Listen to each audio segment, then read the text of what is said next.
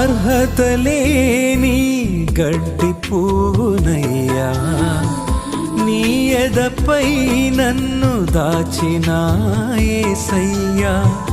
అర్హత లేని గడ్డి పువ్వునయ్యా, నీ ఎదపై నన్ను దాచిన యేసయ్యా. అద్భుత రీతిగా ఆకృతినిచ్చి ప్రేమగా నన్ను మలచినావయ్యా. యేసయ్యా యేసయ్యా యేసయ్యా నా మెస్సయ్యా.